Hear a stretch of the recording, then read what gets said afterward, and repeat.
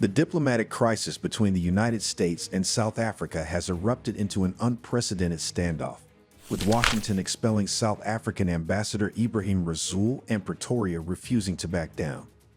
This latest development underscores the deepening rift between the two nations, one that has been years in the making, but now threatens to escalate into a full-blown diplomatic war.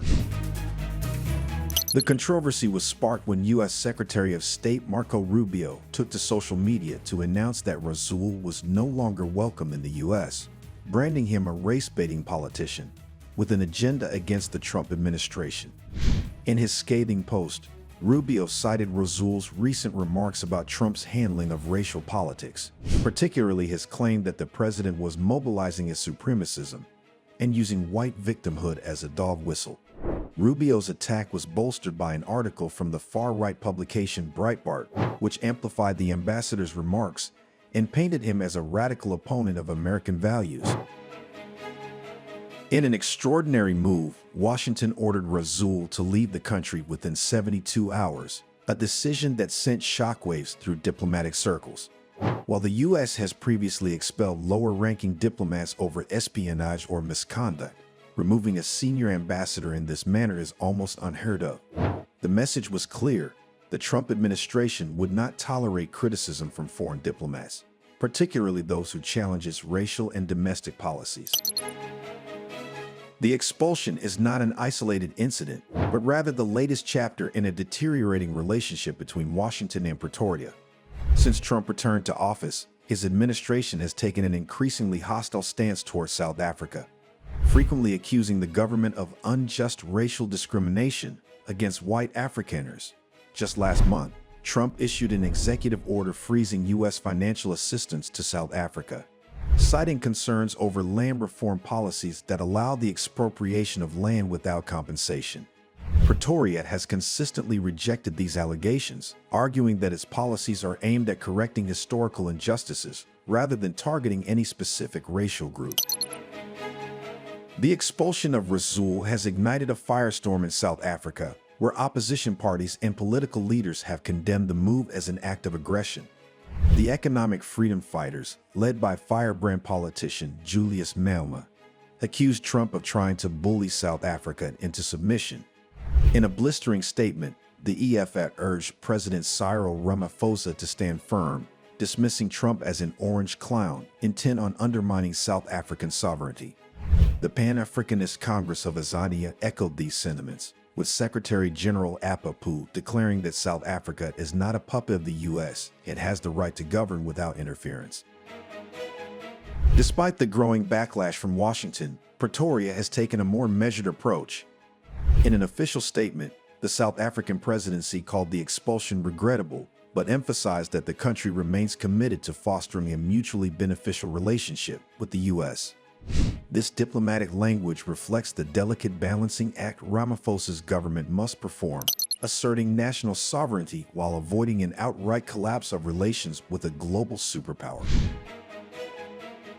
However, the question remains, how will Pretoria respond beyond diplomatic rhetoric?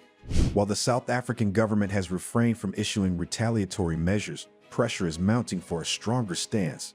The expulsion of an ambassador is a serious diplomatic insult, and many within South Africa's political establishment believe that a reciprocal response, such as expelling the U.S. ambassador to Pretoria, may be warranted. Yet such a move could trigger a wider fallout, including economic consequences, at a time when South Africa's economy is already under strain. From Washington's perspective, the decision to expel Rasool is part of a broader strategy to assert control over its global diplomatic relationships. Trump has long viewed South Africa with suspicion, particularly due to its foreign policy positions on issues such as Palestine.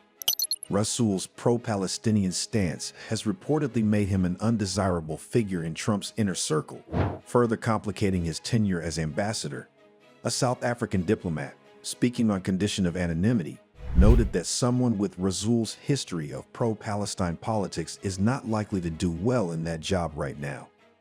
This suggests that the expulsion is not merely about his comments on Trump, but rather a reflection of deeper ideological clashes between the two nations. The bigger question now is what this diplomatic crisis means for the future of U.S.-South Africa relations. With Trump's administration taking an increasingly confrontational approach toward Pretoria, there is growing concern that this could mark the beginning of a more sustained breakdown in ties. The accusations of discrimination against white farmers, the freezing of financial aid, and now the expulsion of an ambassador. These events paint a picture of a rapidly souring relationship. Will South Africa retaliate and risk further escalating tensions, or will it choose to weather the storm and hope for a change in U.S. leadership that brings a reset in relations?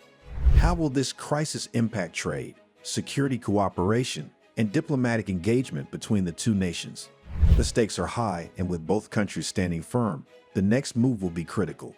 For now, Pretoria insists it will not be bullied, but in the face of mounting pressure from Washington, the coming weeks could determine whether this is merely a temporary diplomatic spat or the beginning of a new era of hostilities between two historically intertwined nations. Your perspective matters. What do you make of South Africa insisting that it won't be bullied after the U.S. expelled its ambassador, Ebrahim Rasool? Share your thoughts and insights in the comments section below. If you like this video, be sure to subscribe to the New Africa channel and turn on the notification bell so you don't miss any of our informative future videos. Stay informed, stay engaged, and thank you for watching.